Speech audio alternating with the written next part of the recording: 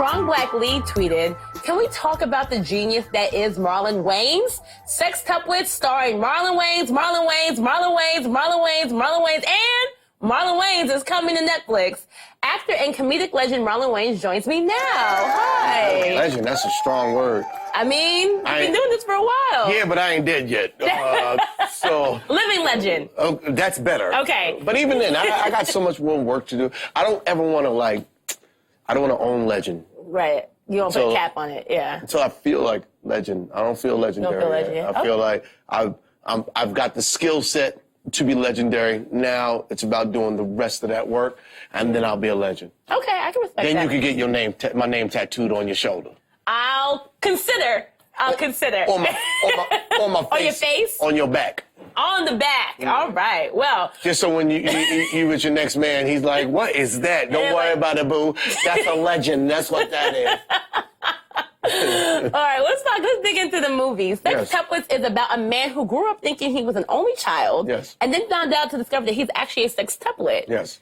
You've been trying to make this movie happen for a while now. Something like 7, 8 years.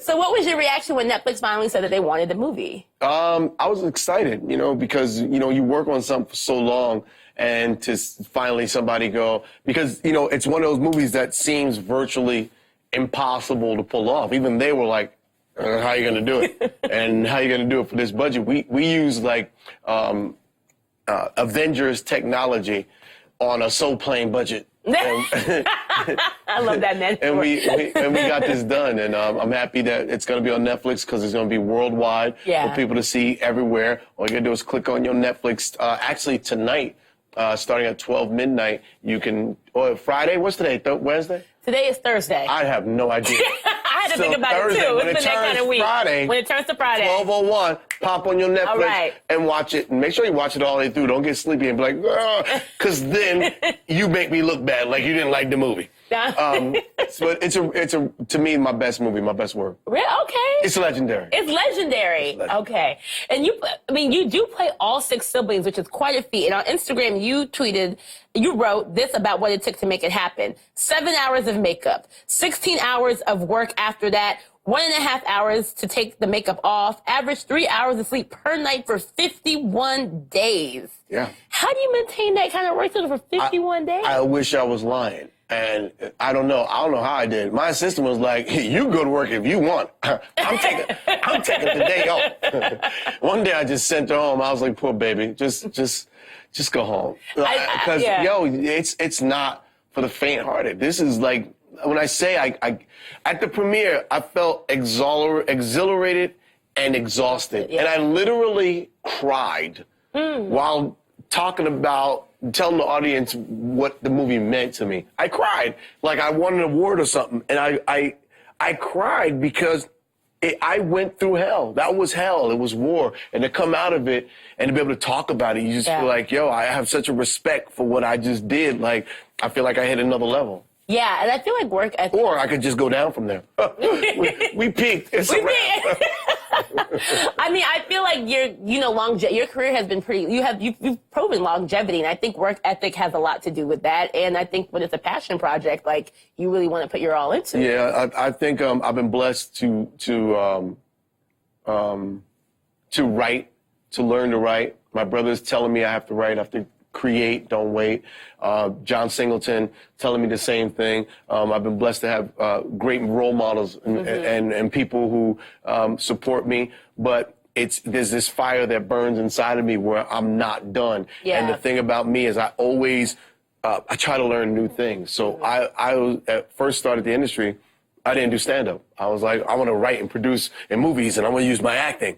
And then I did the writing and producing, and then when I turned 38, I started doing stand-up comedy. And people were like, why are you doing stand-up comedy? And why are you doing it at this coffee house?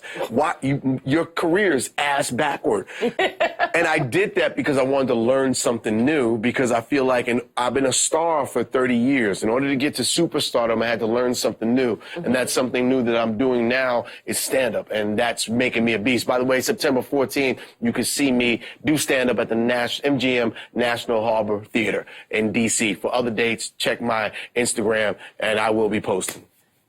Media training.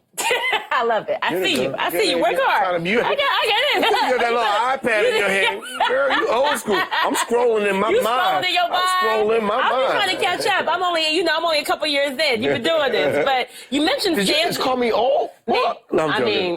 No, I'm kidding. Older than me. I don't know. I'm seasoned, girl. I'm seasoned. Seasoned. Like a good. Not legendary. But seasoned. Yes. Is anybody else keeping track of the list we can and cannot say from Marlon Wayans yet? Because women want you to be seasoned. That's why women like you a little salt and pepper. Little salt and pepper in the. You know what? He distinguished. That means you don't sleep on an air mattress.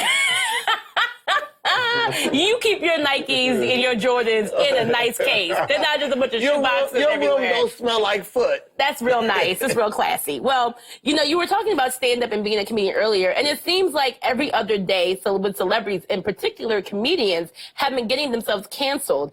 Does it make you more cautious about the projects you take on or the jokes you tell when you do stand-up? Not at all. I feel like that's my job. My job is to talk about all the things that people are scared to say. My job is to go into these dark topics and go in these dark caves and come out with this elixir called the laugh. And that laugh is my contribution to the world. So forgive me for the exploration in that dark cave, but that's what I have to do. And I personally don't believe in apologizing and things like that. You have to be able to, freedom of speech. What happened to that? What happened to, we have to be comedians. We have to be heroes for that. We have to stand in the front lines of those and just keep it real and keep it 100. The reality of it is the audience is insensitive.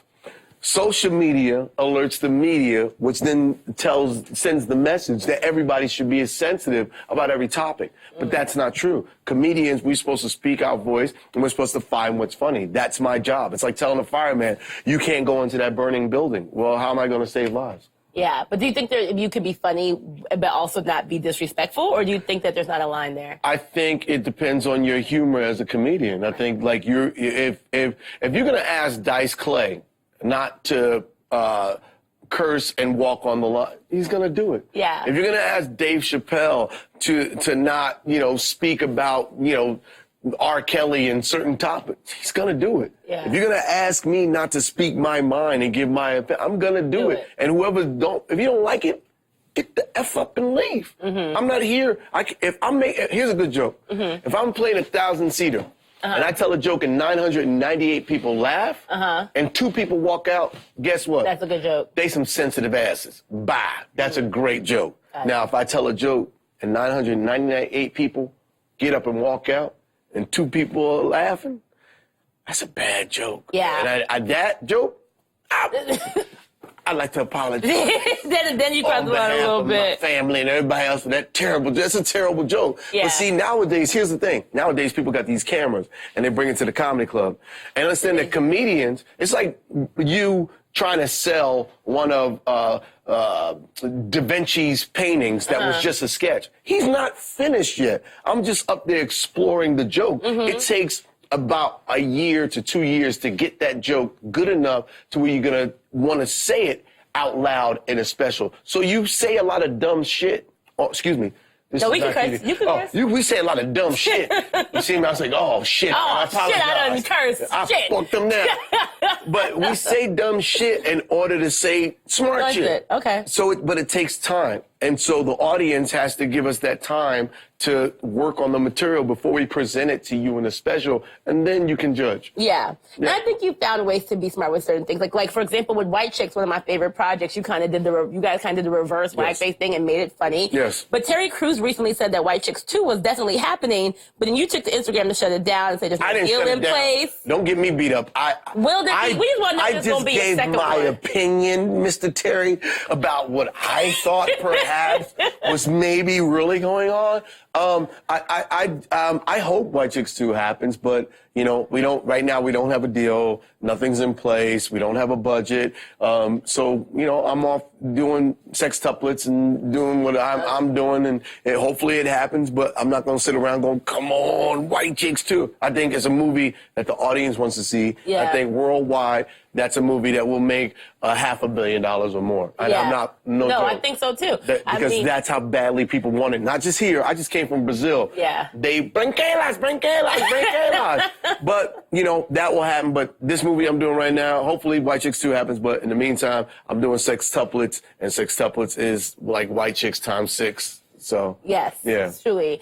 But we did want to ask, because, you know, it seemed like there was rumors that it was based off the Hilton sisters, which may or may not be true. But we were wondering if the new one came out and it was based off of maybe, say, the Kardashians, which sister would you want to play? I'd probably play, let me see, put them back up. I don't know, there's so many. Kim, Chloe, Courtney, Cletus. Cletus, Clovis. I don't know. I'd probably play the rich one that is with Travis Barker. Kylie. Yeah, because I like his sneakers. Because you guys are also both kind of the babies of your families, too. Yeah. See, so there's that. Yeah, we babies. So yeah. Probably Kylie. Okay. Or Kim. Sure. Yeah. All right. Well, Sextuplets hits Netflix tomorrow. I'm excited to see it. Everybody go check it out. Yes. And stay tuned for more AM to DM. Thanks for coming on. Yeah. All right.